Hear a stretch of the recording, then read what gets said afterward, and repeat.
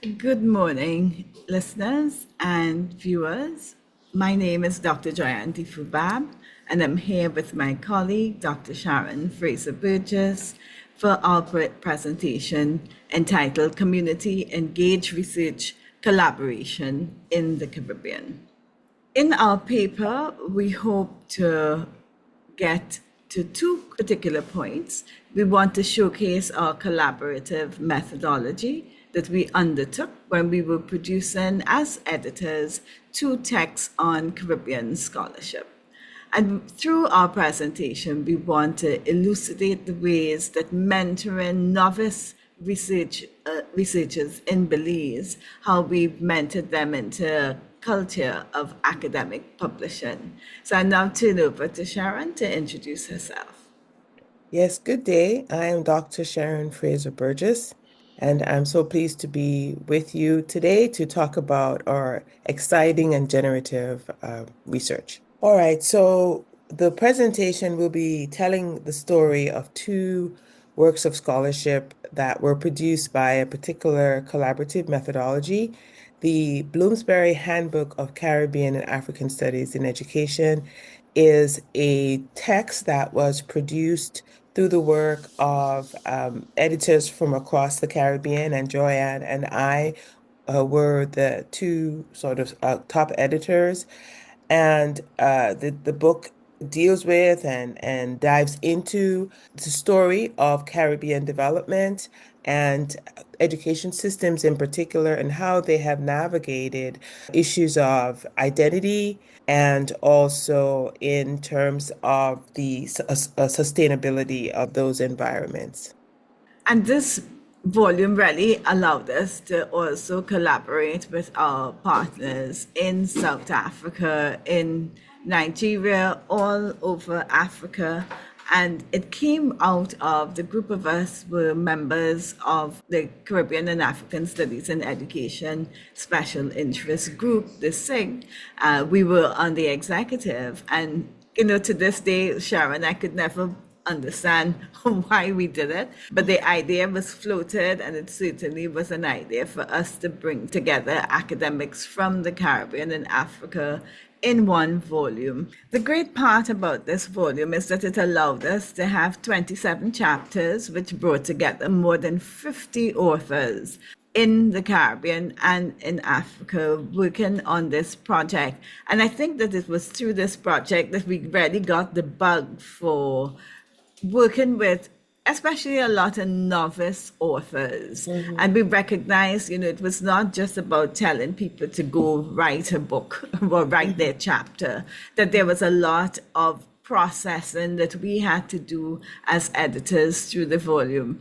And while we were engaged in this process, Sharon and I came up with the bright idea of doing a second volume, again, along with same publisher, Bloomsbury. And this one focused on visual methodologies and methods for Caribbean research, enacting epistemic freedom. And I think it was really this volume that made us realize that what we were doing in terms of the process of working with the authors was something that we should pay attention to. In this volume, we have 14 chapters, probably about just under 20 authors.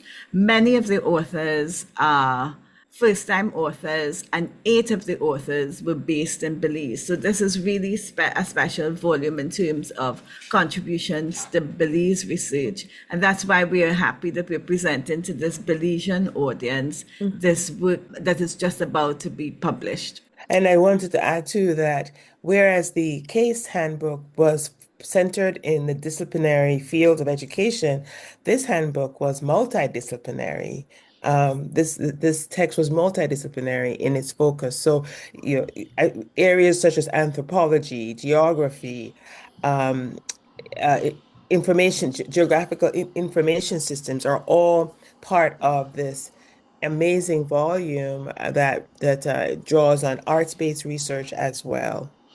Certainly, and we really centered visual methodologies because as qualitative researchers, we wanted to move beyond interviews and the observations that people tend to use. So this text really leaves a legacy of how we can use visual methodologies, and all of the examples, the Caribbean examples drawing from Trinidad, Belize, St. Eustatius, Grenada, and Puerto Rico. And so really this is a volume that is Caribbean in nature, but also Caribbean in terms of the authors, all of whom are of Caribbean descent, all of whom either live and work in the Caribbean or certainly engage in Caribbean research. We recognize that there was some value in how we were working along with the various authors in terms of moving them through this particular volume.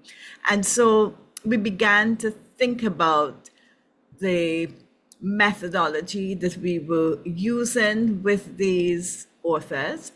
We engage in the initial creation and call for papers. In fact, we called for abstracts first that we reviewed, and then the review of the abstract, which was probably 500 to 700 words, we then began our engagement with our authors. And so we moved them from this short abstract of 500 to 700 words to this full 5,000 word paper. And what we recognize is that, especially with our authors who were doing this for the very first time, that there was a process to get to success. Because one of the successes about this volume is that we managed to get it done in a year, which really was sticking to all the deadlines that the publishers presented us with, but also working with our authors to get there. So as we thought through our process, we thought about 4 sort of themes that ran through, and that's what we want to talk about today. The themes of coaxing, supporting, scaffolding, and celebrating. So Sharon, if you could talk about coaxing. Yes, so we, as Joanne said, used a call for proposals to disseminate ideas about the text itself, and really important about the rationale for the text is that we were drawing on Ndlovu-Gatsheni's notion of epistemic freedom, which we were disseminating from an African context and wanting to think about what would it mean to draw on this concept in Caribbean research. And so part of our coaxing was to share this construct with our writers whose proposals had been accepted, and to develop a shared understanding of what would it mean to truly elaborate on this concept, and to move the project from an idea into a fully fledged mature work. And so we worked individually with authors who had various levels of experience with producing research papers. And one particular author was a playwright and a poet, and an extremely brilliant woman who had not written what we would call traditionally a research format paper. And so the notion of epistemic freedom, however, really captured her imagination. And so we introduced her to certain methodologies like autoethnographies, and she did the work to understand that formula for imparting one's findings from a first person perspective, and gradually coaxed her into seeing ways in which her work, which is arts-based, could fit within the framework of an autoethnography. And what we have is a beautiful combination of her poetry and her work as a playwright and filmmaker, coming through the structure of an autoethnographic lens. And so there is both this order, which we will recognize as researchers, but then there is this piece of this person's experience from the Belize tradition being illuminated through this very organized way that really allows the reader to go with her. And so that's the essence of coaxing, is holding someone's hands figuratively at their space of lack of confidence, and then journeying to the space where they can feel free to produce the work that's rigorous in the end. In terms of the support was important. And Sharon always says that I am the one who sends all the emails. But we made sure that we kept our authors updated at every single month. They got an update of as to what was happening once something was happening, if the papers were coming in, if what Bloomsbury had said. And so that was really very important, because many times as authors we are left out in the cold. We have no idea of what's happening with the work, and the responses that we got all the time from them was very encouraging, that they were happy to be informed.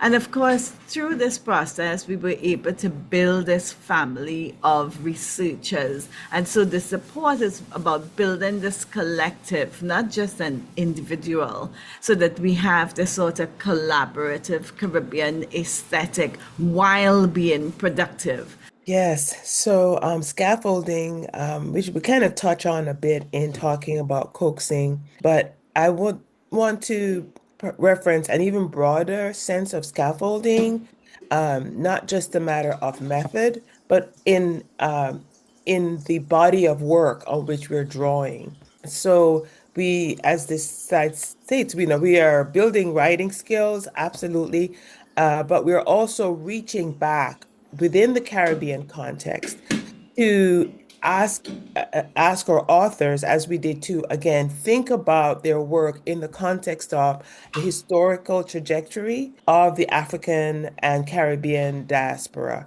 And so I would want to say that there's hardly a product of Caribbean research that does not engage in the scaffolding to do substantive work. Because of the nature of the people that we are, we cannot understand ourselves apart from where we were, where we are, and where we imagine ourselves being.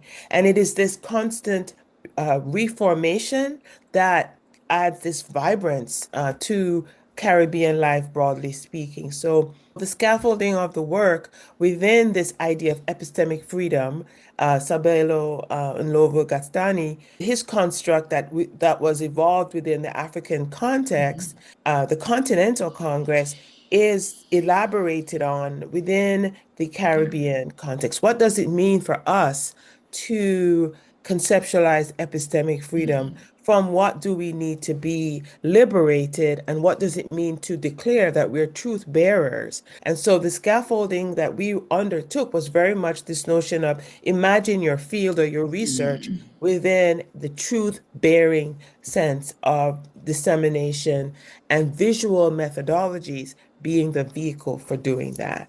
And then the last phase for us, it's really this celebration, a celebration of the work that we have done. We now have 2 collective volumes, and we did it. They're in publication, hard copies in hand. We have launched and will continue to launch and have presentations on the various aspects of the book, whether it's the content, whether it's the processes we are doing today. We encourage people to review the 2 texts and get the work out there. And in that way, others are also celebrating our work. And we look forward to future opportunities. I mean, we're already onto a 3rd book using the same kind of process.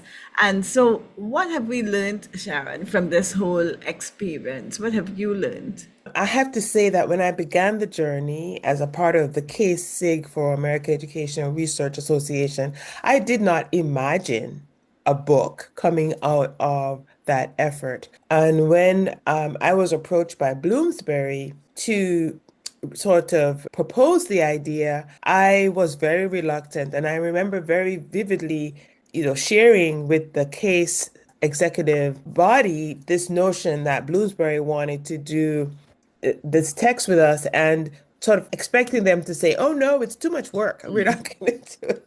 But from the very beginning, everyone was so excited about going on this journey and going on this journey together. And it is for that reason that we were able to finish the book within 2 years. I mean, that was a feat that I have since learned was incredible What's to incredible? bring together this number of authors from this many parts of the world to complete the work in an on-time basis was quite an achievement. And that is due to all the co-editors and the way that they shepherded their subsections of the book to make sure it was of the highest quality.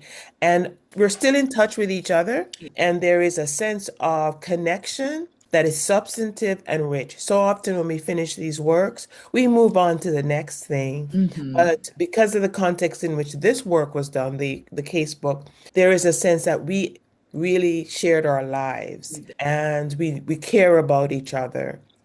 For the moment that we were together, we very much connected as human beings.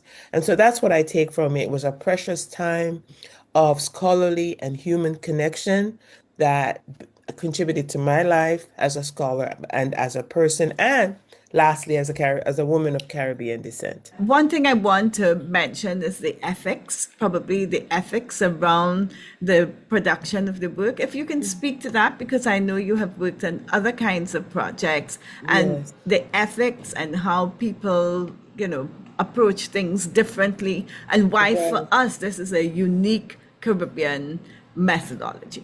Right, yes. So thank you, Joanne. So because we have a certain Caribbean ethos, right, about validating each other's humanity, we can take it for granted that, people will be treating us well and we will treat each other well.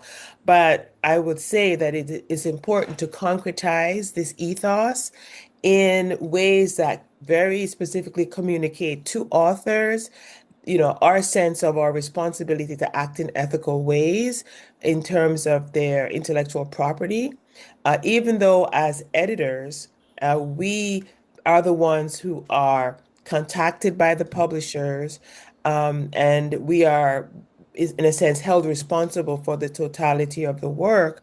We can never forget that that work would not be possible without the discrete contributions of each author. And each author gives you their precious work, and they, of course, will cite the work, but then how it gets promoted, how It's it gets, presented is partly or heavily the responsibility of the co-editors. And so we really prioritize how much this trust means to us and how much we are held responsible to that trust, and would do everything we can to ensure that we are acting in a way that's consistent with that. So that means, just as Joanne was saying, constant communication, even after the book is even published, as developments happen, uh, staying in touch with the authors to let them know they are very much on our minds, and whatever is developing with the book, they will benefit as much as we will benefit. And so we want to be a way of adding trust value to the experience as they look back on it.